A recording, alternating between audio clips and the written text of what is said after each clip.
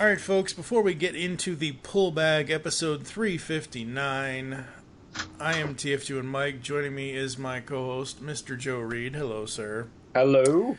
We are recording this preamble before episode 359, which we've already recorded, because since we recorded that, news has come out that on July 6th of 2019, beloved actor Eddie Jones has passed away.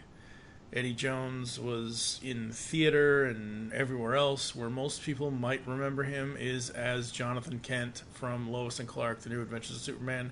That's where I know him from. As soon as I saw his name pop up in this very sad story, I'm like, oh no, Pa Kent, no, come on. So this episode of the Pull Bag is dedicated to the memory of Eddie Jones and how awesome he was as Jonathan Kent in Lois and Clark. Yeah, that was one of my fondest memories from the show. Were the scenes where Clark would need advice and need the uplifting input from his parents, and he would call them on those giant '90s wireless phones. The two of them would be laying in bed together, counseling the son from however many thousands of miles away. And so I remember him as that supportive, caring, loving father, and also cute, and doing this weird technology thing so that they can engage with their son who left the nest for the big city. Yeah. So it's weird. I mean, for an actor that I don't know outside of those little scenes, there is this very strong kind of fatherly feel that he just threw out there. So it is sad that he's gone. Yeah. So I first saw this on the Superman homepage. That's how I saw the news about his passing. I went to just Google search the fact that he had passed and brought up a People article, and it goes on to say about that Jones's death was first announced by the Interact Theater Company, and they go on to say, they told People on Monday, our treasured longtime member, dear friend, and trusted colleague, Eddie Jones, passed away today, IT said in a statement posted to the website on Saturday, July 6th. Eddie was a true pillar of our community from its earliest days, an actor of keen wit and sharp instinct. When Eddie was on stage, you couldn't keep your eyes off him. When he was off stage, his broad, bright smile would light up the room, the company's statement continued. What I love is just going back and seeing pictures of him and Kay Callan, who played Clark's mom, played Martha Kent. People magazine has a really, really cool picture of the two of them. I assume back in the Lois and Clark days. It doesn't look like it's a recent photo kind of thing. So there is that. It's really nice to know that he was still acting on stage for apparently a very long time after that. Yeah. Yeah, very, very cool. And to kick off this episode, even though we're getting into the DC Black Label Superman Year 1 #1 here, so it's a lot, not necessarily darker, but it is an adult episode. This is not for kids. I am going to play, before the show even starts, because we're doing this preamble, I'm going to play my favorite clip. I will have this audio until I eventually hit the grave, or until my computers no longer function, whichever computer I have after the one I've had for the last almost 10 years now. It's the scene in Lois and Clark when Clark is dreaming and they do an homage to I Love Lucy. It's I Love Lois and Clark, and Lois is Lucy. Clark is Desi. And it's just, or not Desi. Ricky, thank you. God, his real name is close enough. Yeah. So basically, like, I'm not even going to set up this clip. I'm just going to let you play. I'm just going to play it, and I'll probably send it to Joe or have it played for him so you can hear it, or I'll send him the video. This is by far one of, if not the funniest moments in the entire series of Lois and Clark, and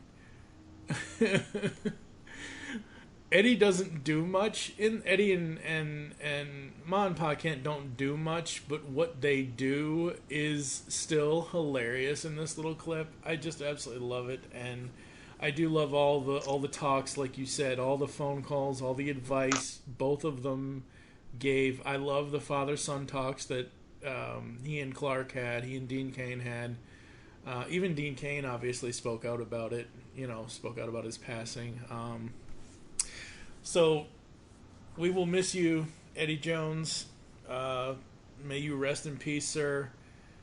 And now we're going to get on with the show here in the Pull Bag, episode 359, which I now realize I've said probably 7 times before we're actually talking about Superman Year 1 by Frank Miller. And it's Romita. John Romita Jr. Yep. There we go. I got to get out of here, folks. I'm going crazy. So, on with the show.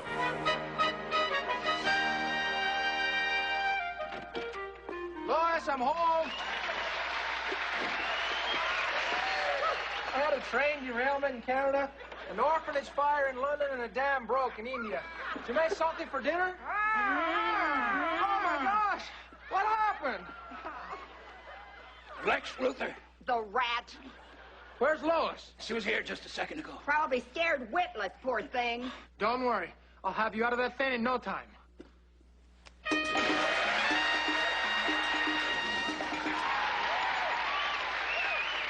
Okay, let's see now. Do I disconnect the black wire or the white one? Don't worry, I'll save you. What do you think? No. What do I think? Lois, I think you got some splaining to do.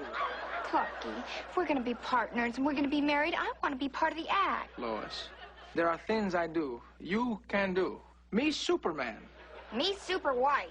Us, super in trouble. Could you hold this argument till later and get us out of here? I knew this was going to happen. First you know who I am, then you want to fight with me, next thing you're going to find yourself in the head. Uh-oh. Wee. Ay, caramba! You exploded them. Oh, Clarky, well, I can explain why they exploded. Ay, ay, ay. Hola. Clark? You've just jumped inside the Pull Bag. Join TFG1 Mike and the rest of the comic reading crew here at the GCRN as they make their great escape into comics. From DC, Marvel, IDW, Boom Studios, Zenoscope, and more, we have everything you want to read right here. Transformers comics? Yeah, we cover that. He-Man? Yeah, sure. DC superheroes like Batman, Batgirl, Nightwing, and Batman Beyond? Yep, we have those too. How about TMNT from IDW and I Hate Fairyland from Image Comics? Yeah, we have all that here. Plus, so much more. It's all inside the Pull Bag here on the Geekcast Radio Network. So without any further ado, it's time to talk about the comics we are reading right now here inside the Pull Bag. Hello and welcome to the Pull Bag. This is episode 359. This is kicking off the month of July. In July, Bees grow there. Bees grow there. It's in July. Yes. Do you really in July? So as you can tell, Joe Reed is here. I'm, of course, TFG and Mike. And kicking off July is not what was supposed to be kicking off July because our good buddy, co-creator of GCRN, Steve Megatron, he and his family are out on an adventure to basically move across the country. They're going from Michigan to Colorado because Steve got a really excellent job out there and all that good stuff. So they're doing this whole life-changing thing right now. We were originally going to do Mighty Morphin Power Rangers Volume 6 from Boom Studios. We will do that at a later date. However, since the Pull Bag started 6.5 years ago in 2013, we've never really covered one of the big 3 major... Actually, we haven't covered the other 2. We cover Batman a lot on this podcast. We don't really cover Wonder Woman and or Superman at all. Until today... because Frank Miller and John Romita Jr., along with a bunch of other people, have launched Superman Year 1. Now, that year one tag, that got a little ridiculous a couple years ago.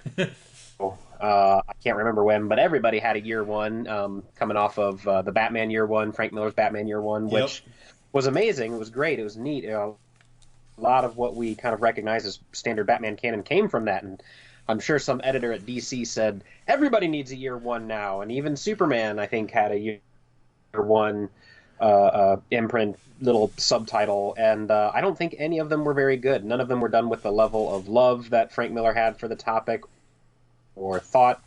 It was just too weird. But this year one is thankfully a little different, mostly because it actually has Frank Miller in front of it. Exactly. Yeah, I remember that there was like Robin and Batgirl year one. There was another year, year one this, year one that. Catwoman year one, maybe. I don't know if the Green Lantern year one, exactly. Green Arrow year one. That kind of thing. And I get it. DC has to, quote unquote, capitalize on terminology. So before we dive too deep into this, I don't know if you've seen the news or anything else, but DC is basically doing away with its imprints. There's no more Vertigo. There's no more this. Whatever imprints that they've had over the years, like they bought out Vertigo Comics, I believe, at one point. And I think as of next year, they're doing away with all that. They're going to have 3 systems. They're going to have DC Kids, DC Comics, and DC Black Label. DC Kids, obviously, is the comics for kids. DC Comics by itself is the main regular whatever. DC Black Label, which this falls under, is the more mature, more adult. Basically, this is an M-rated comic, supposedly, is the way I'm looking at this. It's for mature people only. Yeah. I would have to actually look up DC Black Label to see the actual definition of it. I think what they're really going for with this are standalone arcs where you don't have to read the continuity.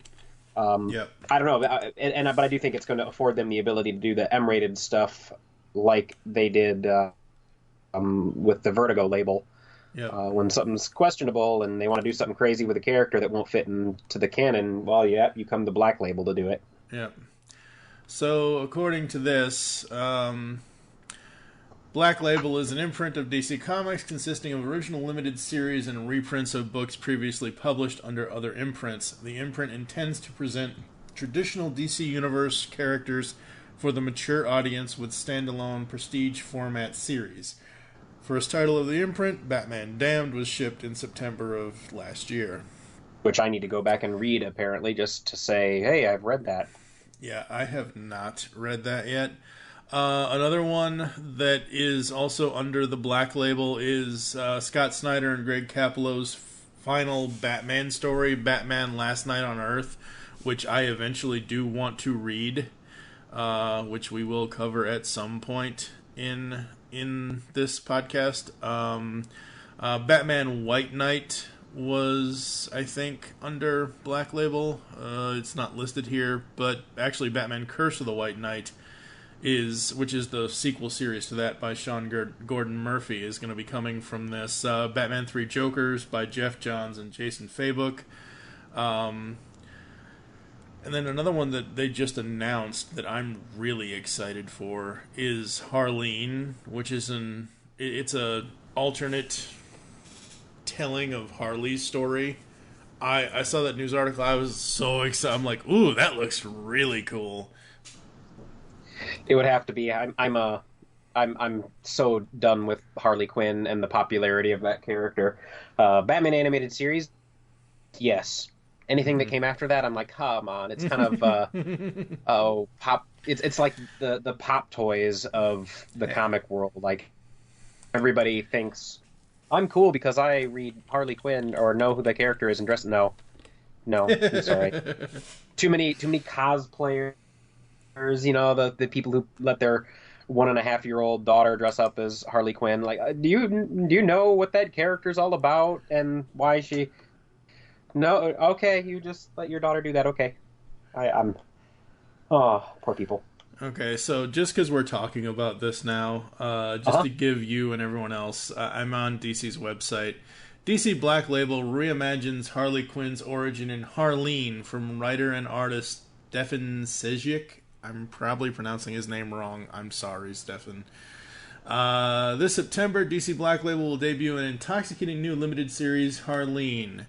Written and illustrated by visionary storyteller Stefan Sejic, who also worked on Aquaman Underworld and Suicide Squad Sunstone.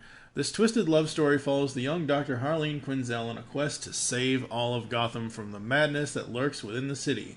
The twisted path that will lead her into the arms of the Joker, transforming her into the notorious supervillain Harley Quinn. The 3-issue series is set to debut in September. So, I find this interesting so far because, as we've already stated, the DC Black Label is limited series.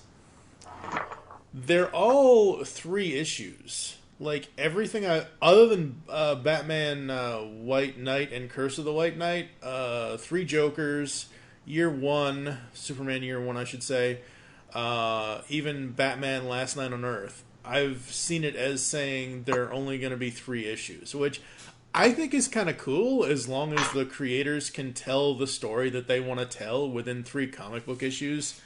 Now, these, I assume, are super-size issues, seeing as how Superman Year 1 was $8 frigging dollars. This is both my favorite thing about this book and my least favorite thing about the book is that it is a completely different size from a conventional comic. It's just about a square. It is about a half-inch taller than a regular comic, and probably another 1.5 inches wide. I don't have a ruler to see how big the comic itself is, which is amazing. I think that sets Black Label apart. I think it gives writers and artists especially a different format to play with, with wider pages. But at the same time, I need new bags, I need new boards, and I need new ways to store these comics because this won't even fit inside of a regular short box. So, favorite thing because it stands out and it looks different than other books. It makes them feel more important. Least favorite because I have no way to store this, and I'm only lucky that it actually came in bagged and boarded form. So my comic store took care of that for me. Sweet. And once again, for the last X number of years we've been doing comic podcasts, we mainly do TMNT. For those that don't know, this is kind of new for Joe and I, talking about something that's non-TMNT related. I've said to you for years, go digital. And honestly, you don't have to go digital on everything, but for you, because of what you just said, go digital on Black Label, because that way you don't have to worry about being bagged and boarded and whatever. I will never go digital. I can't do it. I like owning the object. So yes, I can't read on the backlit screen. I want to smell the printing. Paper. God, stop huffing the Superman comic, please. So yes, for $8, the comic is 67 pages, so it's. So when they say 3 issues, we're not just talking 22 pages. This is huge. Yeah, this is like 3 single issues. If they're all going to be 67 pages, that's essentially 4 to 5 comics in one oversized issue. And I felt that, I didn't feel this was going slow, and we're going to do it here in a second, folks. I just didn't know what to expect, because really this is the first full-on.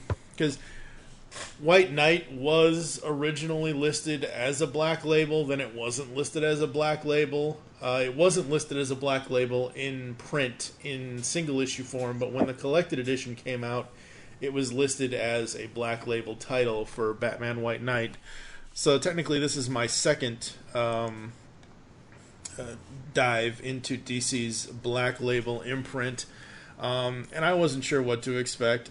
I felt that the entire story went on a decent pace. It didn't feel too slow, didn't feel too fast.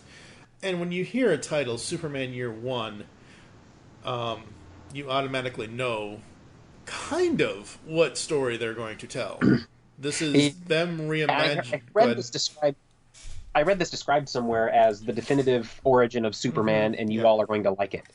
And so between that and the fact that Frank Miller was coming back to do Superman, which is a character that he's notoriously not treated well in his previous stories, and John Romita Jr., and then the Year One imprint again, like, man, this could have gone all ways. This could have gone. You're assuring me that I'm going to like it, Mr.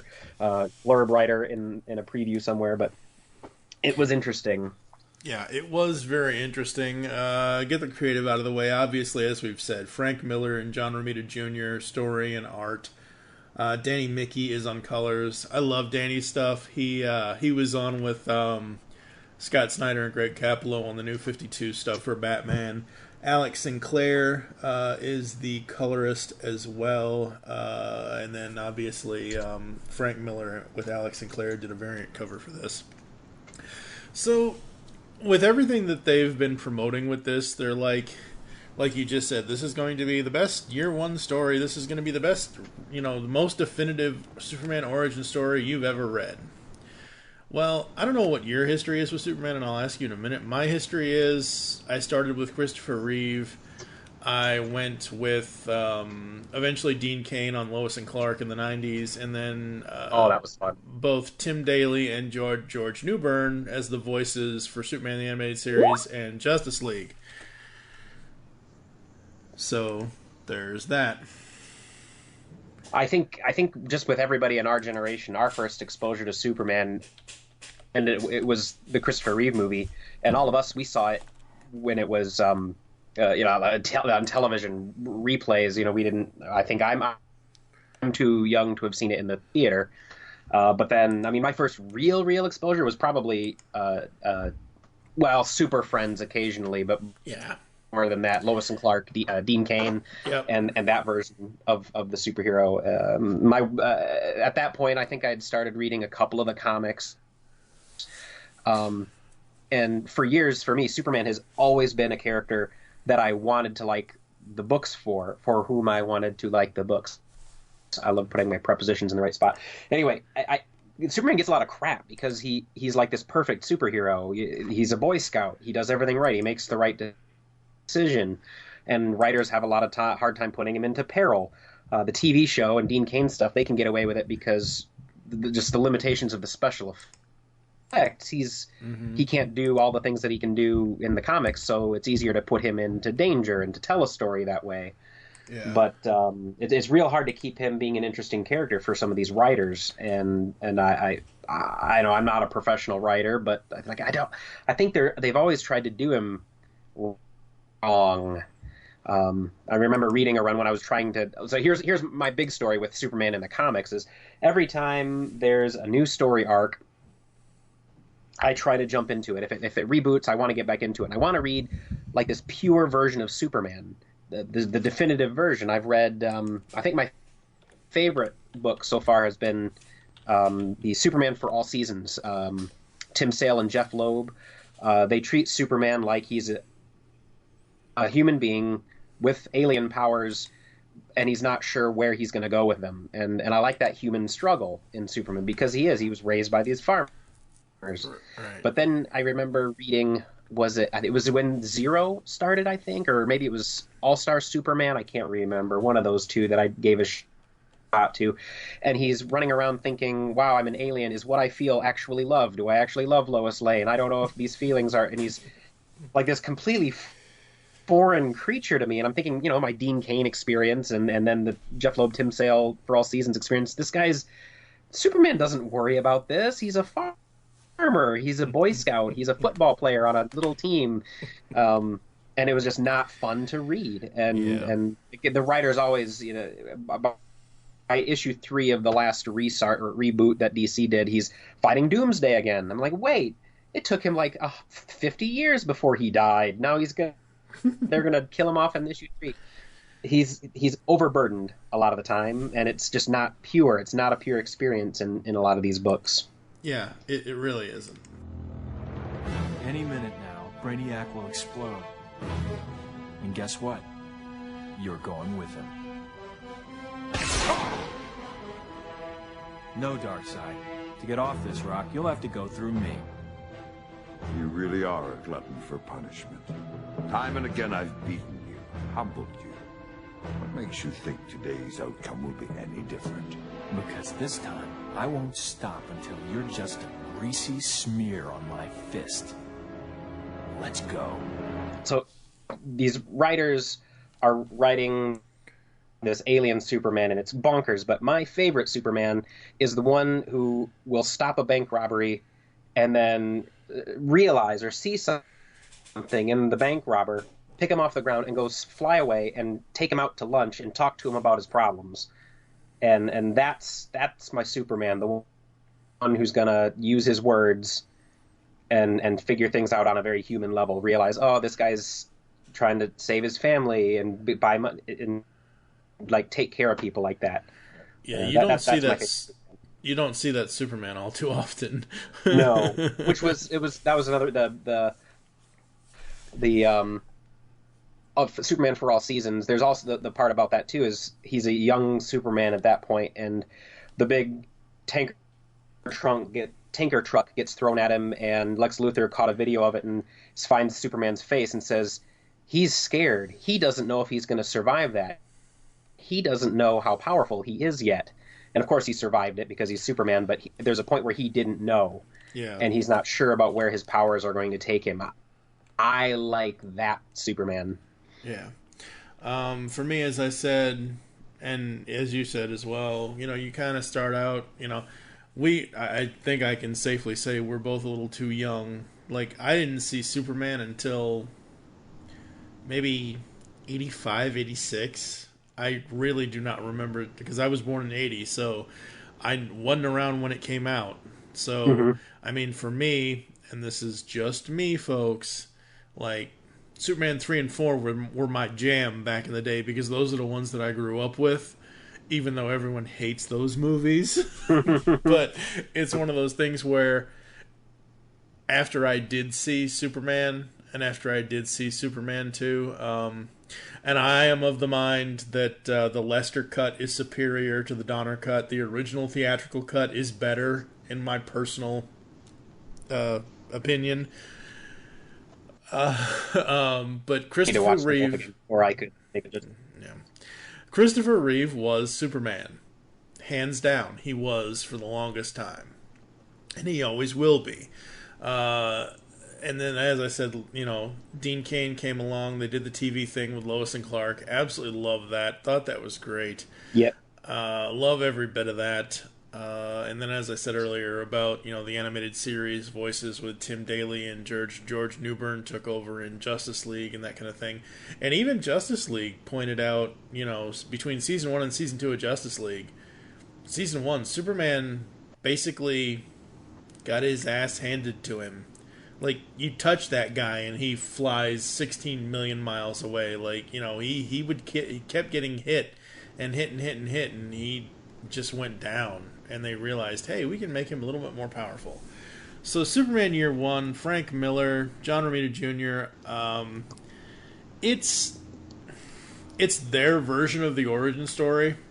It's, Krypton being, like, no writer, no artist can do a Superman origin story, I don't think, without doing the basic genesis of what the origin story is. Like, they can do their version and like, you take a look at Superman the Animated Series, there was more in-depth in that first three-part of The Last Son of Krypton, of how they were and how they are and what's happening, and the fact that they tied that Brainiac was the one, that was going to help destroy the planet or whatever. So that's their version of it or whatever. And this is Miller and Romita Jr.'s version of it, and it's pretty cool. I love the internal monologue throughout this entire book. Really? I had a hard time figuring out who that monologue belongs to. I'm still not exactly sure.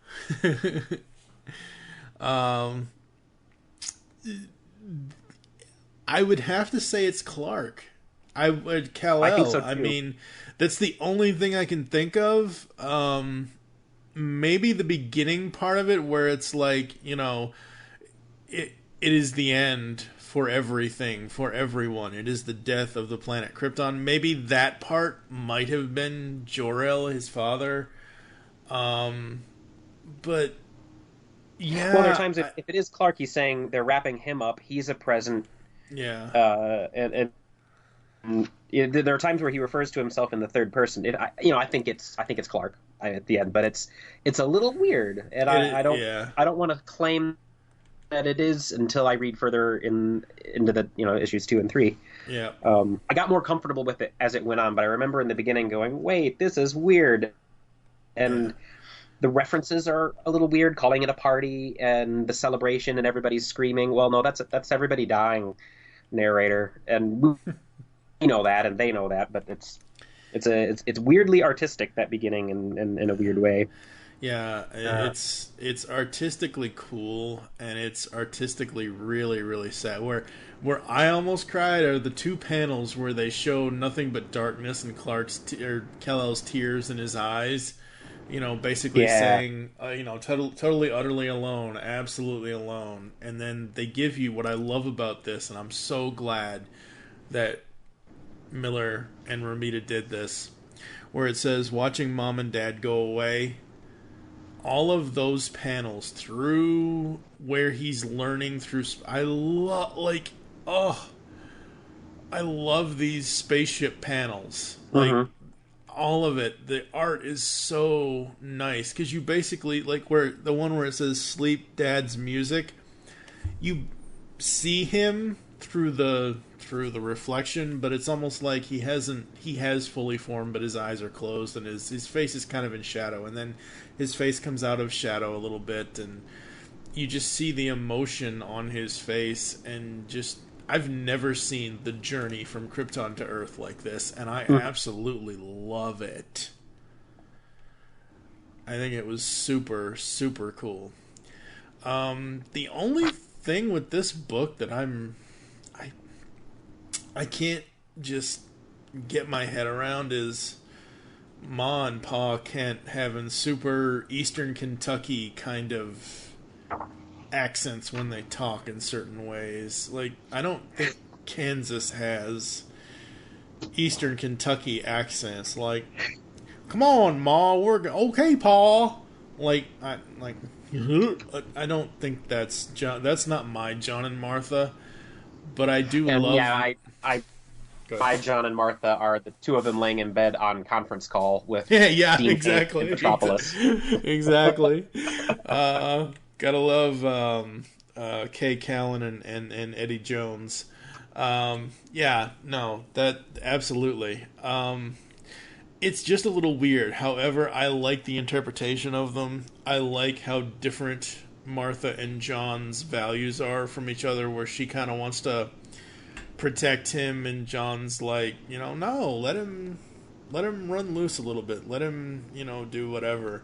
And the rest of this issue is basically him growing up.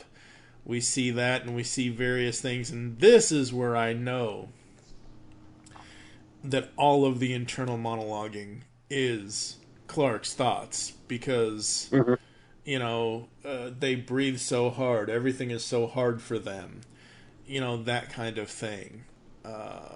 Very, very cool. We haven't seen, at least I haven't seen, a lot of stuff with Baby Clark, and seeing the pages of him like bouncing and half flight kind of thing with them in the background. I thought that was really, really cool. Yeah, that's a thing that is different from origin to origin. Like, some of them, he doesn't get his powers until puberty, and a little after puberty he's still discovering them. But man, that would be terrifying at this point. You have this baby who can pick your tractor up or can set the curtains on fire when he doesn't like the food he's being given. Yep. And I think that's interesting. I mean, Brightburn is out in theaters now-ish, I think. I don't know. But with Brightburn, you have Superman if he turned into a jerk. I haven't seen the movie yet, but that's what the previews look like to me.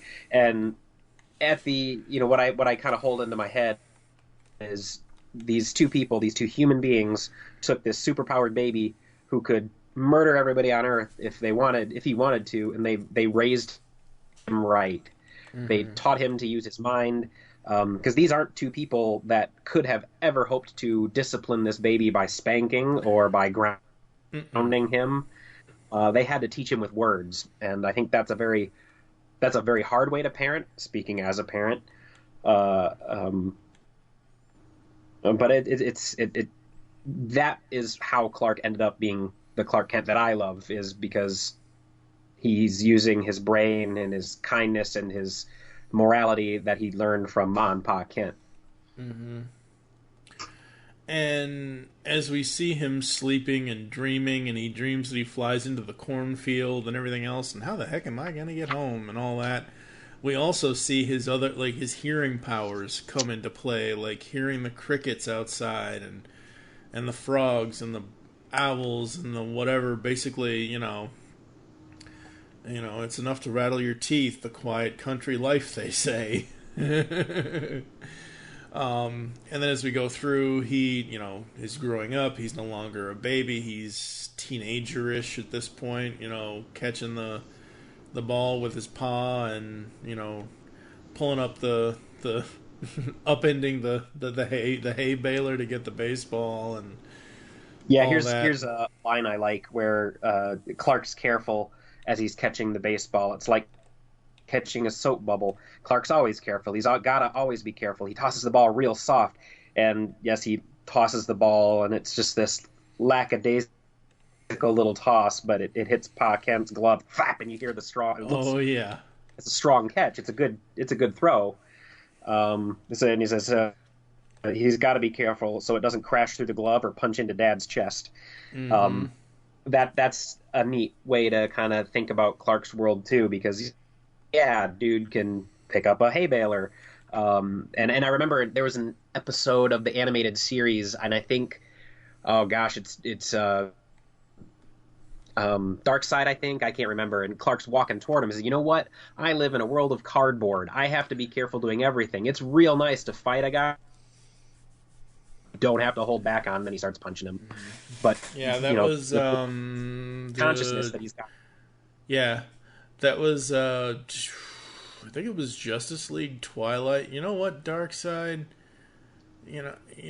Like you said, and I feel like I live in a world of cardboard, but you can take it, can't you, big man? Well, let's that whole line. Yeah, it'll be in here somewhere because damn, I love that. But yeah, that's from Justice League. I think that's from. Is it Divided? It's either no, it's not. It's Destroyer. It's the very last episode. Me, I've got a different problem. I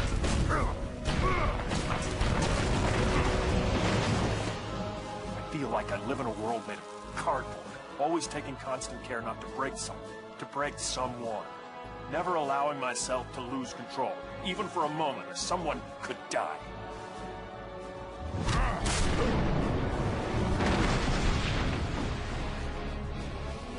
But you can take it, can't you, big man?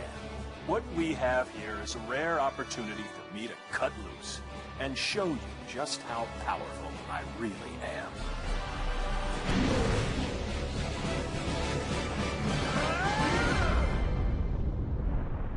Yeah, it's the very last episode That's of the nuts. series. I can pull a random line out of that show, and you can tell me where it came from. I thought it was Justice or the Superman because that's all I own. But I mean, there's been several times in Superman that kind of thing has happened. But like, there's one line in it where, you're just a greasy smear on my fist, kind of thing. So there's plenty of lines that I can always call back to. And then as the book goes on, we're dealing with Clark in school and high school and all that, and the way that Miller and Romita tackle the bullying issue, I absolutely love it. Like, I love that Clark is helping this quote-unquote other weirdo with the space helmet thing.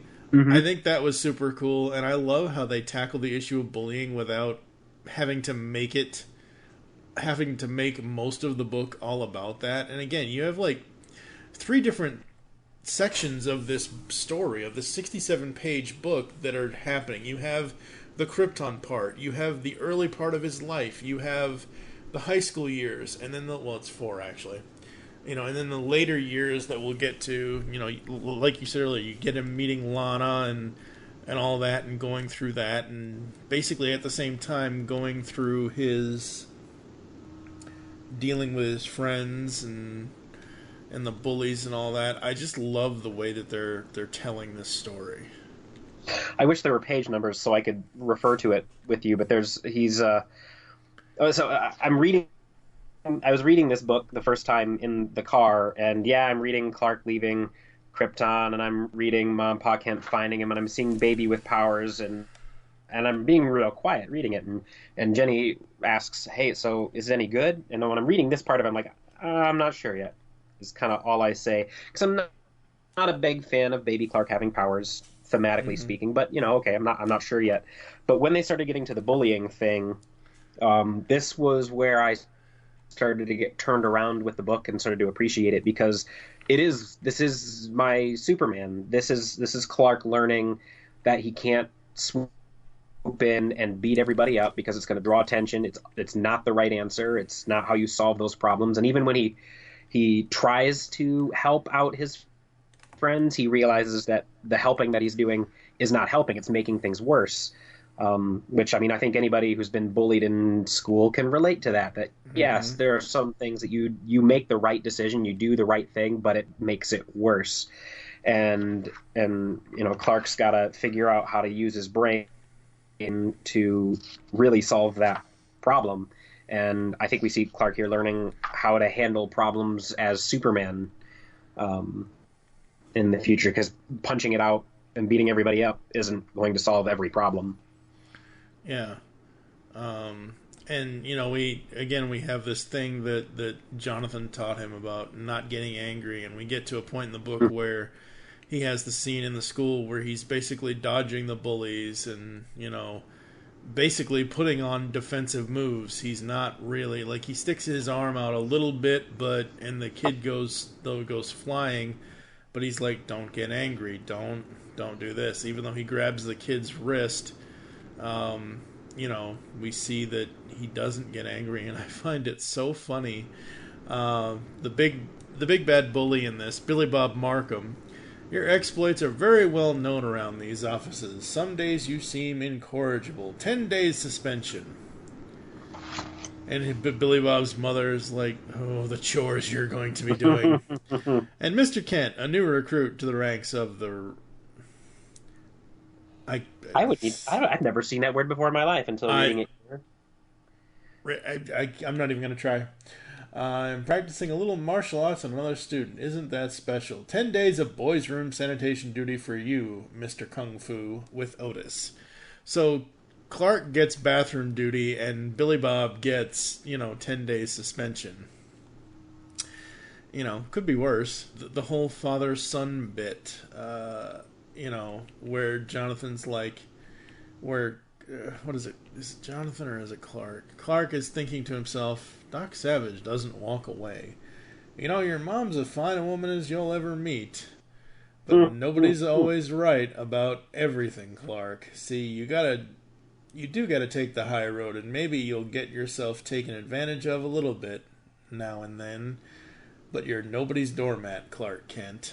He's not that line. Yeah, he's not teaching him like he's not like Biff Tannen, where Biff would teach his kids to, low down, dirty, shame people kind of thing, or scheme people or whatever. And Jonathan goes on to say, no, you're something this old world's never seen before, and you're gonna change it just by being there. So change it for the better. That's a lesson, even though it's just in voice. That is a lesson that his father is teaching him, and that sticks with him. And then we get the shot of him sitting on the silo. Oh, go ahead. There's a in that conversation, kind of reading between the lines. He's telling Clark that, look, your mom doesn't have the right answer, and in the way he doesn't offer the solution, he's sort of saying that he doesn't have the right answer, but Clark, you've got to figure it out. It's your job to figure it out. You need to learn how to take the high road, and you need to learn how to be the doormat every once in a while so that you can own what you need to be in charge of, to save the world, to do the good things. But I appreciate the way that he said that John Kent said that they wrote that conversation, giving Clark that the freedom to need to think through all of his situations. Yep. So we see the gang getting bolder as they're tagging on the bus, weirdos suck, and we see Clark going through the motions and basically letting his buddies get beat up and everything, and not doing anything, and trying to figure out a way to help them. And this is where Lana enters, and Lana is basically... I don't know, because I don't know what the other two releases are going to say. I don't know how much further. Like, by the end of this issue, Lana and Clark are pretty much done. And I guess in here somewhere I would have put spoilers, because this just came out, even though this episode won't release until July. We get the introduction of Lana, we get Clark and Lana, but she's a reporter, she's a photographer kind of thing. He takes her home to Ma and Pa. He does the whole, rock in the window kind of thing, and they're gonna go out and get the bullies and whatever. Of course, it's not him that actually does it. It's her getting entrapped by the bullies, and then he shows up after, because they know she has photos of them and whatever. And for a minute there, I'm glad they didn't. I know this is DC Black Label. I'm very happy they didn't. For a minute there, I thought they were going to rape her.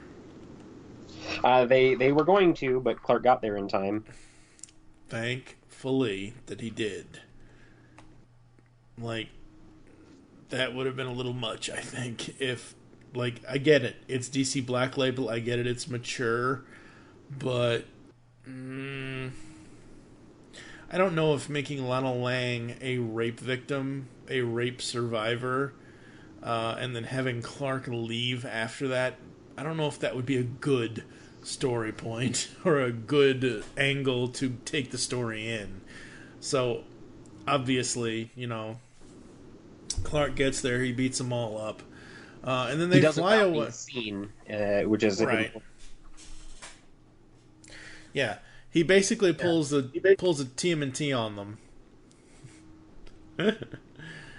And even the narration in here, they are illustrated as going flying. I imagine he's running by and kind of bull tackling them, and they're going flying. But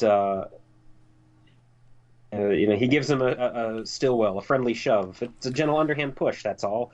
Yeah. He's gonna land on something soft. He didn't break anything, and then he lands on top of him. So that's a pretty soft mattress, not too bony. So, and just like Pa asked for, nobody lost his temper. Nobody's gotten hurt, not too awfully badly. They hadn't, and so he's still conscious of what he's doing. Yeah, and that's a good thing. So this is where he reveals to Lana that he can fly, and that he has powers. Yep. And he basically takes her back to her house and basically leaves her on the roof. Well, she does actually get back into her bedroom window, but the one image shows them on the roof together. And the strange thing is, all as I can think of in this scene with him flying off with her is 20-something years ago. Do you trust me? That's all I can think of is they're Aladdin and Jasmine. That's all I can think of. I was thinking the same thing. Oh, crap. So we get finals week. We get Clark and Lana, in their kind of nerd love thing. And again, we see her marvel at his powers. Like, he's doing the speed reading thing, and he's reading everything. He's reading advanced calculus, physics level 2. God, that's one superpower I wish I had in school. I could just read all the books She even And asks him. Go ahead. Like Flash, Clark retains it. Yep. Yeah, she even asks him, "How much of that do you all keep in your head, Mr. Speed Reader?" A fair amount. Enough to say so. So, yeah. And, they have, their first kiss, their second kiss, and all of that. And he's on basically cloud nine, and he jumps and flies and all that, and everything else. And I love the two old couple. The two old people, the old couple.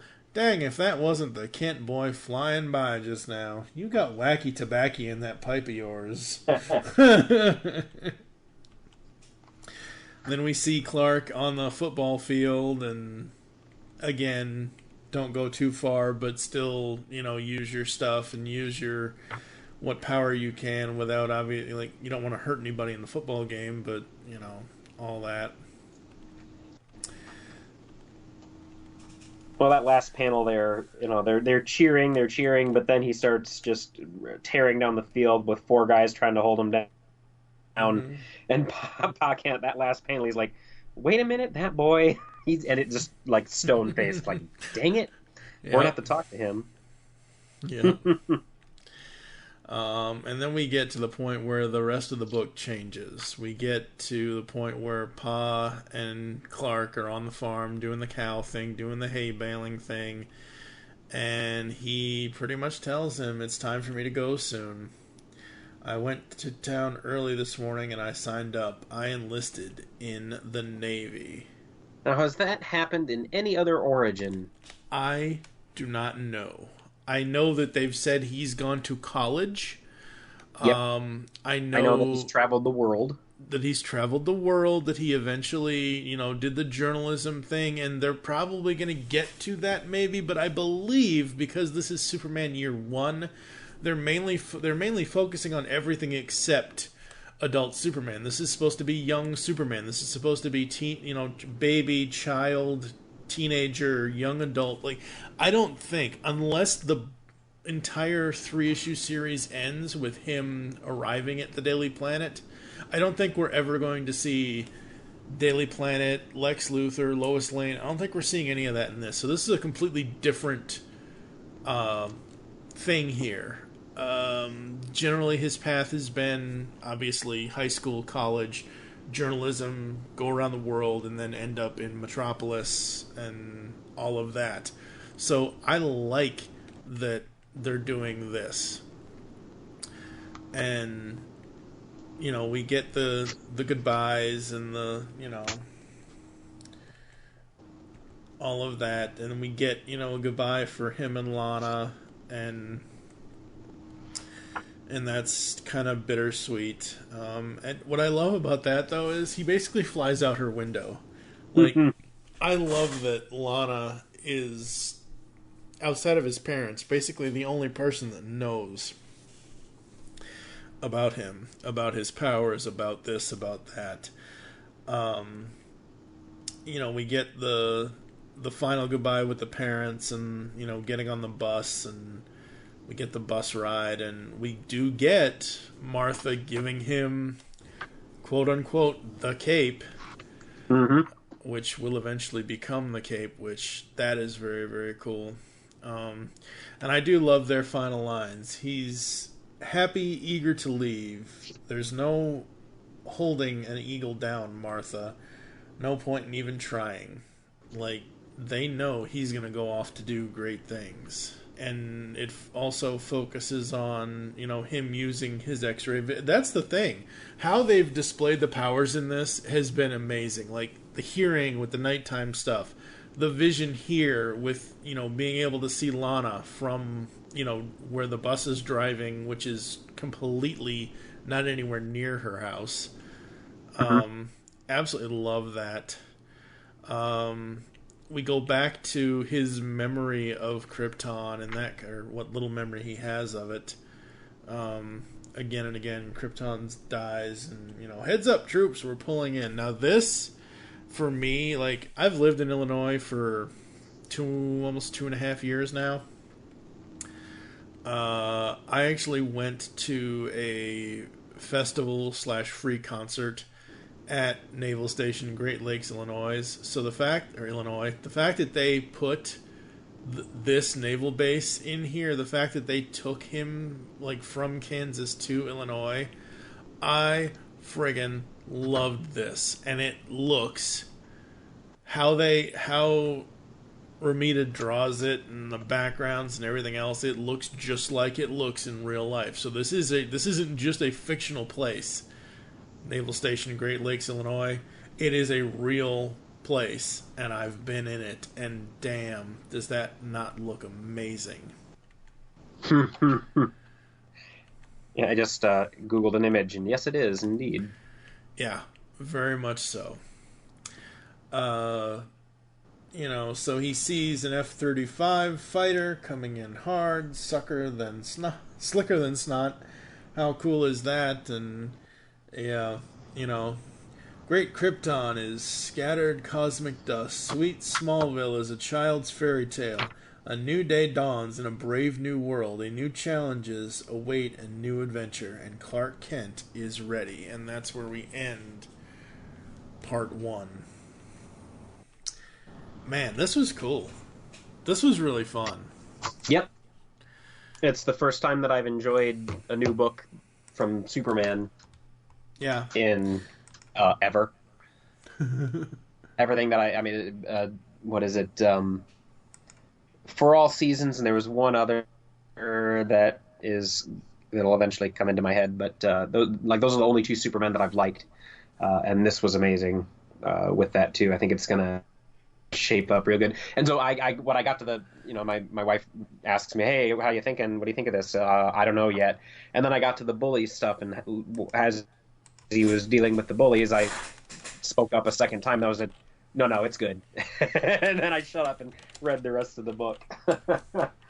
So this will be a book that I try to get her to read, just to say, hey, you're a geek now. That means you need to read comics too. Yeah, absolutely. I can't wait to read the other 2 issues. If they're only going to be 3, if these series are only going to be 3 issues, this is going to be awesome for this show and for us and for everything. Because I'm like, okay, when's the next one coming out? Because I'm ready at this point. I absolutely love this. I think Miller and Romita do an amazing job writing the story, drawing the story. The colorists do an amazing job. Like, putting color... It's very hard to put color to... It isn't hard. It's difficult, but putting color to the way Krypton blows up, you have to be very careful with that. Because it is, again, it's such a sacred thing. It's such a sacred character kind of thing. Yeah, man. I'm so glad we waited 6.5 years to cover Superman. Because it's the best thing that's come out in 6 years for Superman, I think. Yeah. I mean, I'm sure the New 52 stuff is cool. I'm sure the Rebirth stuff is cool. I have not read either one. I don't know. Like, I read Superman. Superman has never really been... He's always been TV and movie for me. And the movies leave something to be desired, let me tell you. But at least the TV stuff has been fairly decent. Like we've been saying all episode long, we both love Lois and Clark, and all that. I would recommend this to diehard Superman fans. I would recommend this to fans that want to try to get into Superman. Yep. Because this is such a limited series. It's not like you have to spend 80 years trying to keep up. You can pick this first issue up and read it and enjoy it and not have to worry about anything. Yep, and that's not how I felt with New 52 or Rebirth. I picked those books up and felt like I was coming in the middle of a story, and in 3 issues they were dumping characters. As a Superman fan, they were dumping characters in that I'd never heard of or never saw before, and like, you know what? No, I can't. There's 30 years of backstory that counts, and I can't catch up with all that. So no, but this is a great place to read Superman. Superman Confidential was the other one. Okay. It was another Jeff Loeb Tim Sale series. And that was the other good Superman story. And it's because they kept it small. They don't throw giant intergalactic alien at him in the first 2 issues of the story. Yep. Go check this out, folks. Please do. If you've read any Frank Miller, or if you've read any John Romita Jr., or if you read their stuff before, you're gonna like this.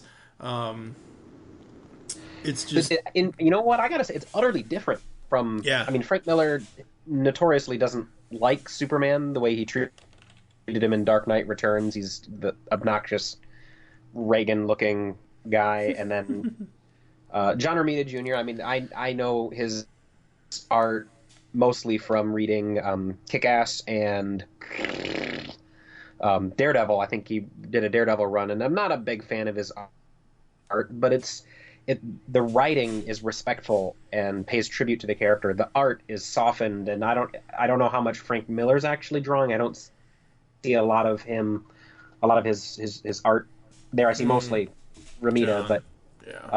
but what maybe if they're working together on these things, they're softening each other, and so, I mean that's the best book it could have been with this team.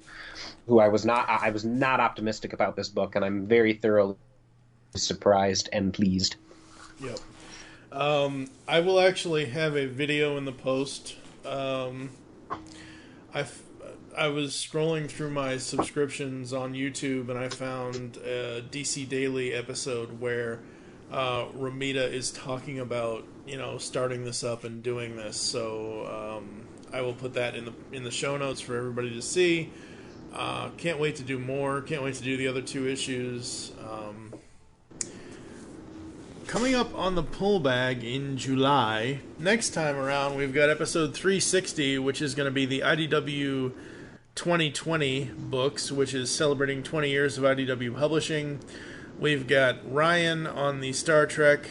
Basically, these are like 5 one-shots of various properties that IDW does. We got Ryan the Uneven Flow Merkley on the Star Trek one. The Hologram Girls and I will be doing Gem. Other people and I will be doing Ghostbusters, My Little Pony. And then Joe will be with us for the TMNT book. So that's what's coming up in episode 360. 361, Joe and I will be back doing Batman TMNT 2, which is the second arc in the Batman TMNT DC IDW crossover. And then another Joe and I week, we're going to get to Kingdom of Rats before, 5 years go by. Because we got to catch up, because they're at, what are they, at 98 now? We're almost to 100. Yes. So, yep. And then after that, Autobot August starts this year with more Spotlight episodes for the IDW Spotlight issues that they had done a few years ago. So that's what's coming up here inside the Pull Bag. Where can the people find you online, sir? I'm an old fart and can be found on Facebook. Best way to get me is to facebook.com/geekstuffgarage sale. Message that page and it comes directly to my mailbox. Sweet. I am at TFG and Mike on Twitter. I am. You can also follow at the Pullbag on Twitter and at Geekcast Radio as well. Make your great escape into comics, and we will catch you next time here inside the Pullbag. Show's over, Synergy. You've just heard the latest episode of The Pullbag, the GCRN's first comic review and discussion podcast. There are several ways to get in touch with us and leave feedback for the show. You can visit the website, geekcastradio.com, where you can comment on the episode and all of our different podcasts. You can rate and leave a review for the show on iTunes. Be sure to leave us feedback. Become a fan of us on Facebook, facebook.com/thepullbag. Send us an email, feedback at geekcastradio.com. Follow us on Twitter at thepullbag and at geekcastradio. So until next time, make your great escape into comics and unleash the geek in you.